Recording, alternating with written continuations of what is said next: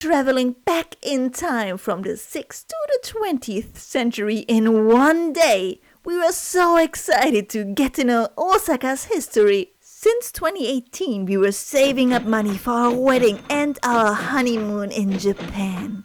We planned everything for April 2020, but then Corona took over the world and it changed everything. We still got married, but no party or honeymoon.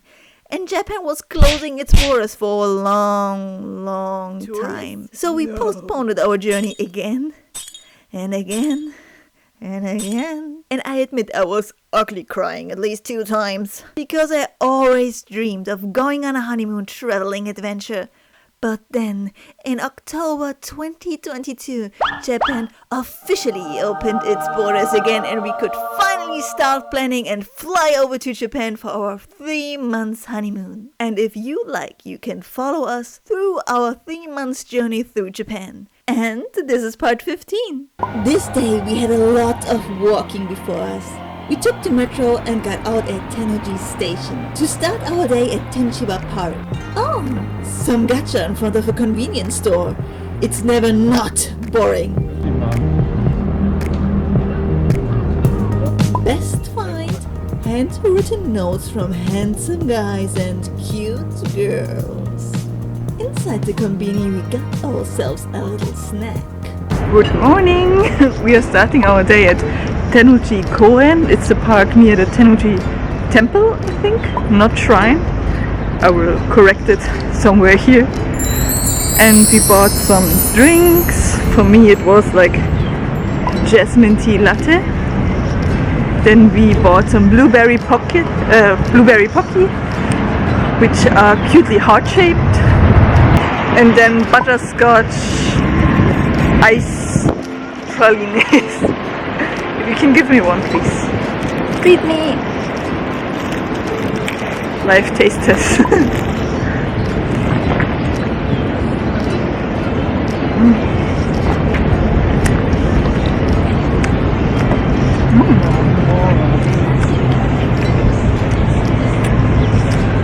From the same brand, Pakuto.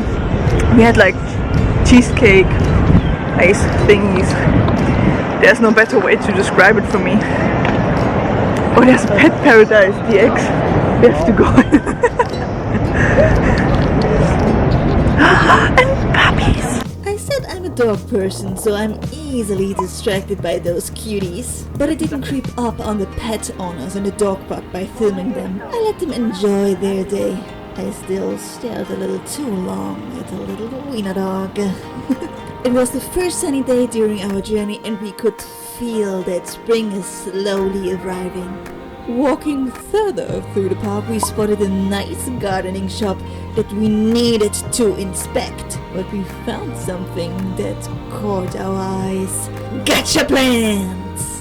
You have to take care of them and let them grow to really know what's inside.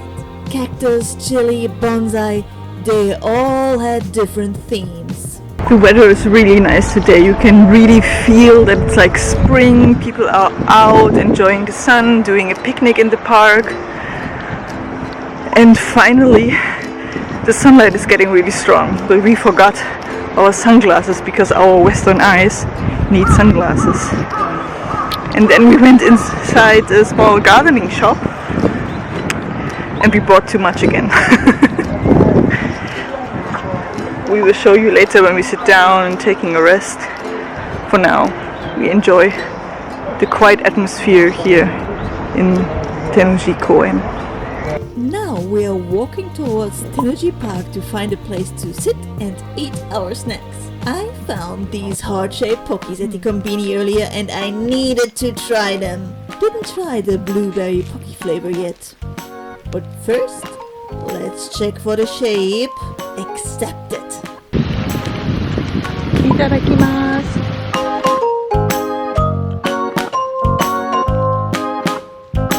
My heart of my soul. The pocky were nice, but nothing mind-blowing. I also filmed what kind of plant gacha we bought. We are already back in Germany and sent them at the end of our Osaka stay over postal service to Germany. But They checked our package and claimed these. You can send seeds, but not foreign soil. Since there was a little soil in the gacha, it counts as a plant. And foreign soil is a danger to your local environment. So now I have to deal with this loss again. So back to the vlog. We enjoyed the wildlife of the park. A cute black cat walking through the grass to the water. A small turtle that is probably fed up with the shit from everybody else, so it made sure to be alone for some time. Give her some space! On our way we got these cute origami animals, but I will explain later how we got them. Then we walked over to Isshinji, a Buddhist temple from the 12th century. We walked through the graveyard and came in from the side. Inside the temple we saw an area with flowers and crane origami strings. The temple has a very unique atmosphere. Isshinji is said to have been found in 1185. Literally translated, Isshinji means one-heart temple. The temple is famous for its Okotsubutsu, which literally means bones of Buddha. The phenomenon of Okotsubutsu may be traced to a 4-meter polygon statue dating to the 1700s, formed by a priest who made clay with crushed bones in it. So in 1887, the head priest of Isshinji commissioned sculptors to create a statue of Amida, which is Buddha as far as I understand, to combine the acid with resin too. But because of the bombing during the Pacific War, the temple and the 6 statues that were completed by then were all destroyed. So they made new ones starting from 1948, and one statue has the ashes of over 220,000 people in it. Yes, you heard that right, 220,000. After we left, we went ahead to our next goal, Shitennoji. But before we enter, we're going to wash our hands. And here they also explain how to wash your hands. For me, it's like an invitation of participation in the local culture. But I guess since the pandemic, we all stepped up our hand washing game anyway. Then we entered through the torii made of stone.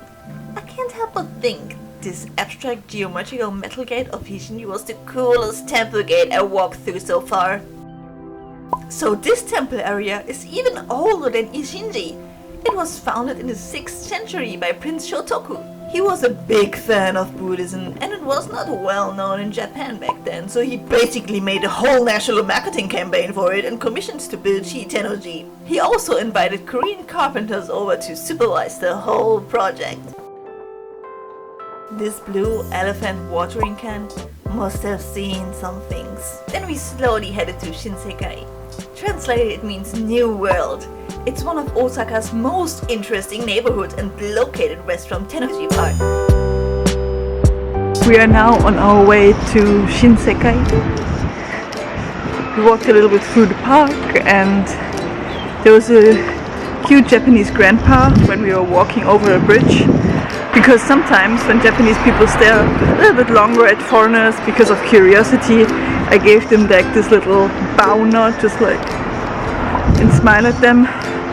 So he took this opportunity to talk to us and ask us what we were doing in Japan, how long we are staying and stuff like that. And the curious thing was that he gave us a little gift because his hobby was origami. So he gave us a present for honeymoon and a sakura parrot for my husband, and I got a little butterfly. And I feel like people in Kansai are a little bit more open. They're not that shy, because 10 years ago when we were in Kyoto, there was also this little grandma who approached us. She was curious, asked us questions in Japanese though, and bought us some ice cream. In Nara as well, there was an old lady who gave us a free tour.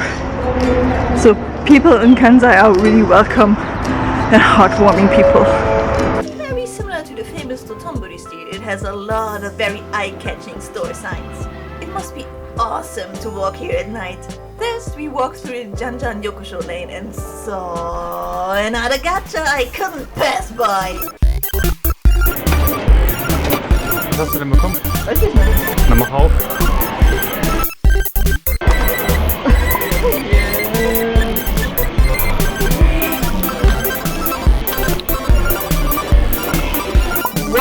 Shinsekai, it definitely felt like a new world and also like time traveling with all the retro vibes going on.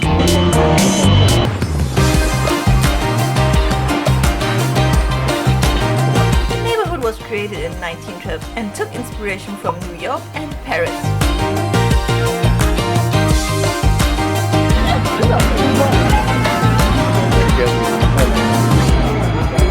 And on the hunt for food, we landed at Kura Sushi. Again. Yes, we are one of those tourists who keep going to the same places. We warmed ourselves up with some green tea and then we started ordering. What we noticed was that the menu was slightly different. I don't know if it was because of seasonal or regional reasons.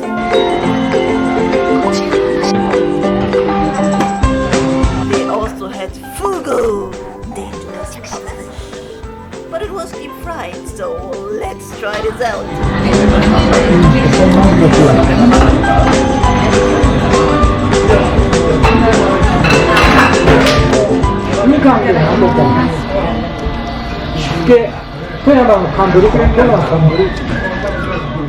A little underwhelmed, but I still love Kura Sushi. Tastes just like any other fish, to be honest.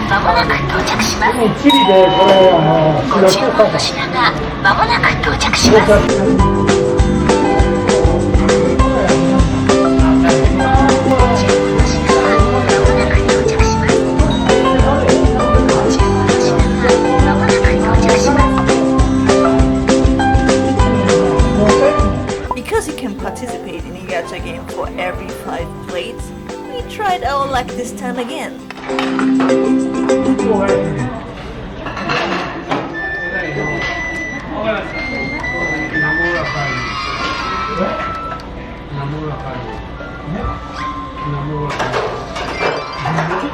No prize this time. Guess we go home as losers. After our stomachs were full, we went to the centerpiece of the neighborhood, Tsutenkaku Tower. That means tower reaching to heaven. The entrance was a huge souvenir store and you could buy special tickets to go down the slide from the top of the tower. Not with an elevator, this is only for peasants. Guess who only bought the normal tickets? The tower was built in 1912 and the Eiffel Tower was its role model. So that's the obvious Paris inspiration. The area flourished around the beginning of the 20th century and was showcasing the city's modern image. It offered amusement attractions and restaurants, and back in the day it drew enormous crowds. Even today many old eating and drinking establishments can still be found, but it's not as crowded anymore. Shinsekai became more of an entertainment district for locals, it seems.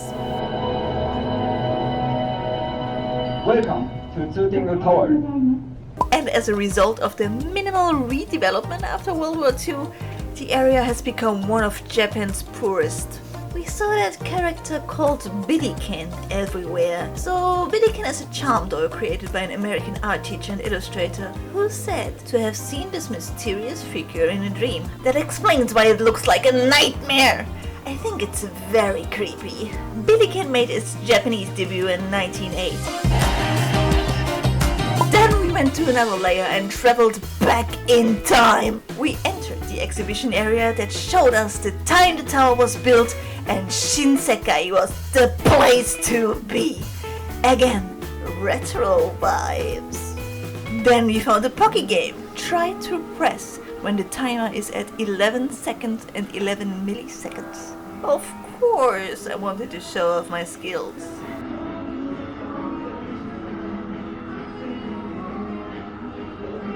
Close enough. Now it's my husband's turn. I was defeated. Luckily, I spotted the next Pocky game where I can challenge him again.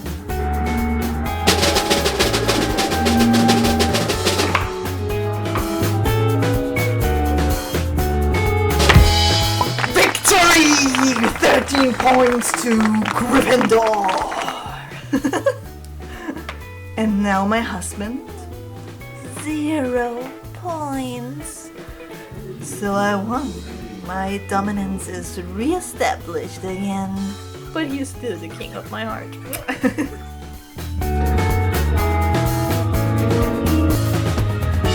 Me trying to make the Billiken nightmare face. It took a while until I got my version right. We left the tower and strolled around Shinsekai again. We found some old game machines that we needed to try out.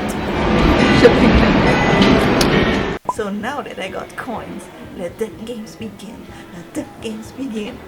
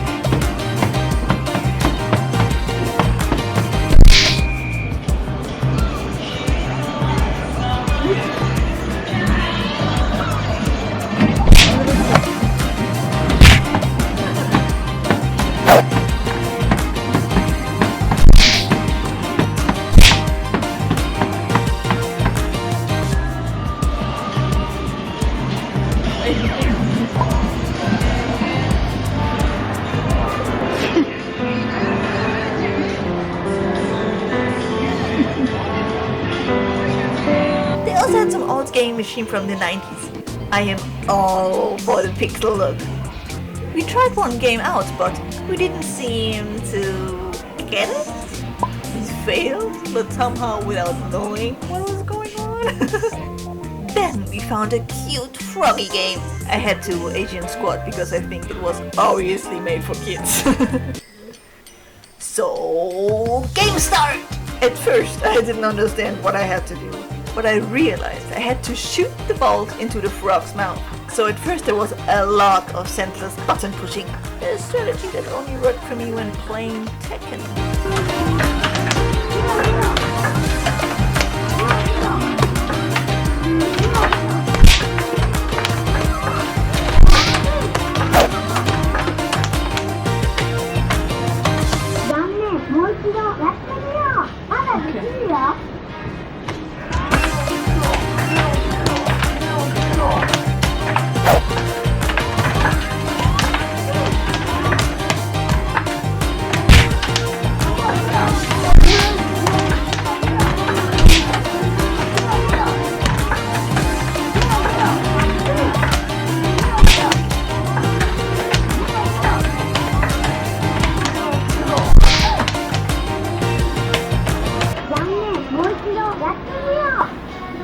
Results came in, and I was not good.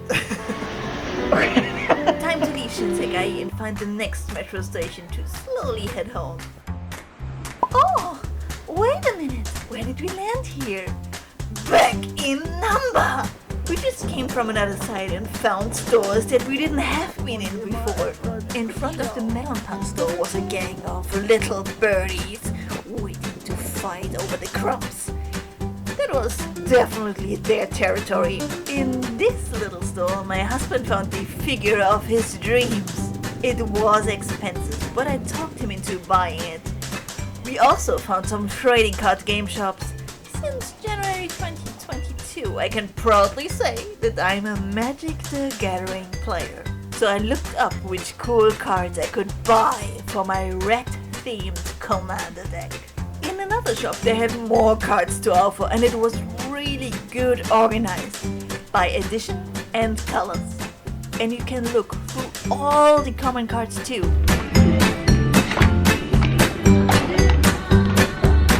Of course they had a gacha machine for cards, but the ones for 500 yen were sold out. The only category that I would have tried. Hold time! 2 pair of Ghibli chopsticks. 2 cat chopstick holders, a gacha mushroom dog, Kura sushi gacha, Hunter x Hunter gacha figure, Hisoka figure, and the dream figure my husband bought, gone for 26,800 yen. Worth it! We never saw the figure on our trip again, so we can all agree that I am a good waifu.